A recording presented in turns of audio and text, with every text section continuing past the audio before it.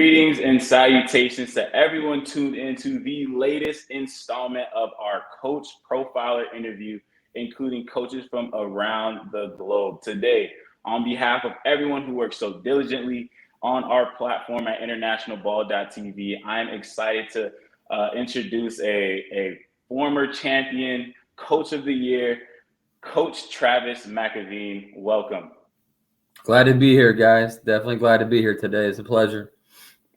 Awesome to have you, especially with such a high resume. And reading your profile, listening to your previous interviews, the first thing that sticks out to me is your Mamba mentality. Where does that come from? And really, how did that impact your style of coaching? I mean, I've always been a very competitive person, but it's funny you say Mamba mentality because Kobe Bryant's by far, one of my favorite basketball players that I've, watched, idolized, admired over the years. And his mentality, goes into the same plays as coaching does, whether it's been high school, prep school, college, professional. It doesn't matter. I think the same mentality goes that you've got to be really committed to what you're doing to be on top of your game. And you're going to have some setbacks at times. You got to keep getting back up and striving to be the best at what you do. That's perfect. Kobe would agree. And speaking of setbacks, what would you say was your biggest heartbreaking moment as a coach? I would say probably in 2012 when I was the head coach for our USA Junts Cup men's national team that competed in Taiwan. With all the men's national teams, we lost in the gold medal game against the Philippines by 1 point on a last-second shot. And that was heartbreaking because I thought we had a great chemistry and a great team to win a gold medal. But a lot was learned just being my first time coaching a major international competition, and it definitely made me a better basketball coach. No doubt about it. It's crazy how sometimes you learn a little bit more from those losses than you do those victories. But you mentioned that earlier made you become a better basketball coach. What do you think was the biggest lesson you learned from that situation? Obviously, you had a great team going in. You everything was right, clicking in the locker room. You had the talent, you had the skill players there, and you lose by 1 point to a buzzer beater, which is it's a crazy sport. Sports are wild. Right. But how did you take that home, and how did you take that and convert it into a win, and ultimately go on the tear that you've gone after that? I think as a U.S. coach and you're coaching on international soil, you have to learn to get adjusted to international rules and the way the game is played.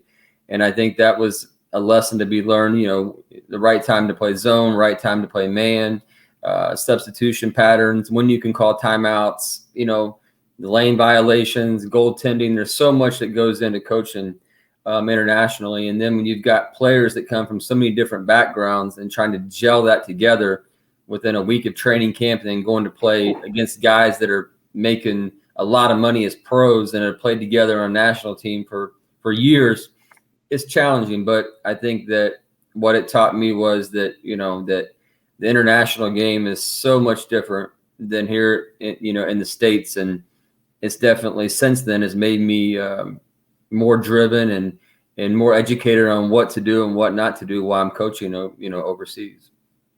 That's a great point. And honestly, your peers have great things to say about you. Obviously, you're an accomplished coach, and some of the things that your peers and guys that you've coached said is that your offensive prowess is something to be reckoned with. Travis McAvene is a great coach. Our game plan is to go. We're going to go here.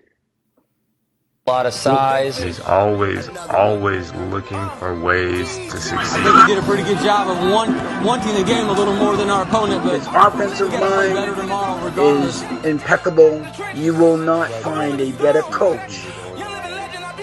This is Ernest Scott, assistant coach with the South Bay Lakers. In the time I've known Travis McAvene, I think any organization would be more than satisfied when it comes to the game of basketball.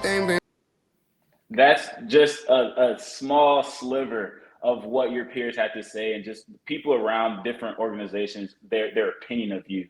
And really your ability to adapt to crunch time situations is really paramount. So What does that mean to you as a coach and as a man when people have such high regard for your ability on and off the court?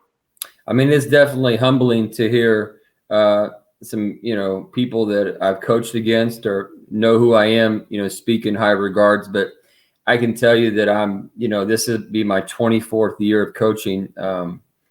And I still am, as driven as ever to,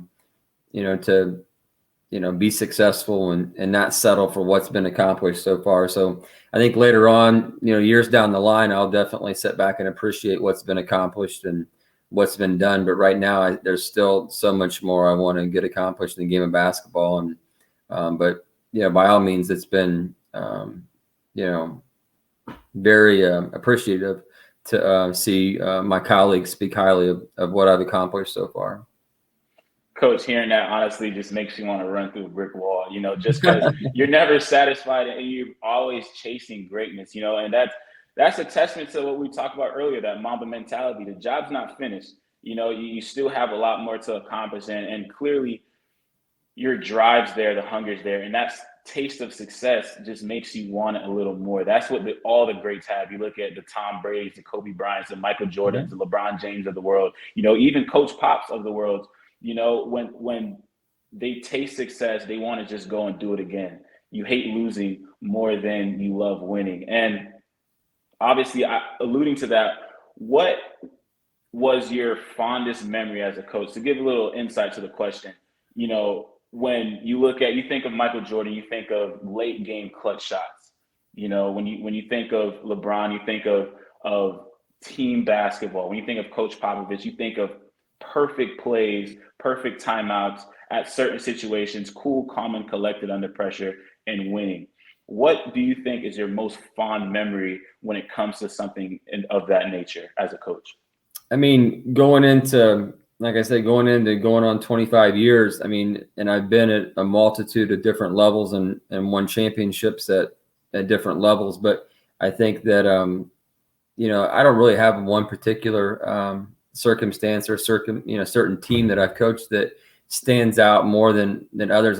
It's been awesome to be able to go to different countries and win championships because the environment, the competition is so different from one another. And obviously, college, I got the opportunity to be a Division I assistant coach and handle recruiting for a long time. And that's something that I want to get back to, here sooner than later, is get back to the Division I level, whether it's as a head or assistant coach. And that's the audience that I've always enjoyed coaching a lot, is that, 18 to 23-year-old range. Is I feel like sometimes you can do more coaching with that age of player than you can sometimes with big egos that know it all. But regardless, it's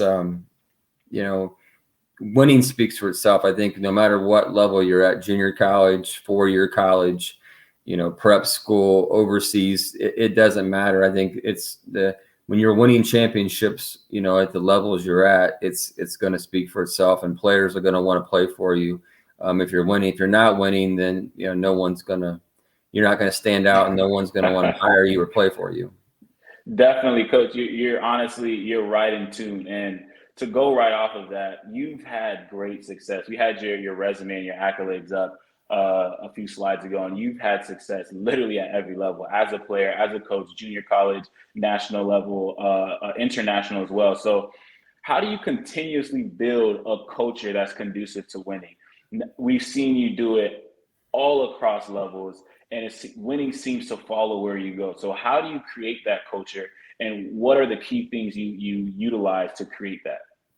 I think sometimes your style of coaching really stands out to players and people that are hiring you. And I've always been a very strong-minded, offensive-minded coach, where I want to score a lot of points and be extremely fast and up-tempo. And I've always idolized, Jerry Tarkanian when he was at UNLV, and Nolan Richardson when he was at Arkansas, and Paul Westhead when he was at Loyola Marymount with Hank Gathers and Bo Kimball. Those are coaches that I idolized as a kid growing up. So now I want to coach that way as an adult. And I think these days players want to play with that freedom and flexibility to kind of show and display what their skill set is and not be tied down and micromanaged. And I think that's what's made me successful at a lot of places I've been. Coach, phenomenal, absolutely phenomenal, and that's why you definitely will work phenomenal with a younger group, because you know how to utilize different personalities, different skill sets. You let guys be themselves, and then you build a game plan around that helps everyone succeed, everyone get some shine, and that's why you won. So thank you for your time. It's just been an awesome conversation with you, Coach, and I really wish you good luck in all your future endeavors. I appreciate your time, guys. It's been a pleasure, and I hope everything's well in Toronto, Canada right now, wherever you guys are at abroad. Where are you at right now? Are you in the same community as Tom, or? Right now I am in Florida. So you're in Florida. State. What part of Florida are you in? So right now I'm in Orlando, Florida, Central Florida. So awesome. Okay. We don't get it doesn't get as cold as it does in Ohio.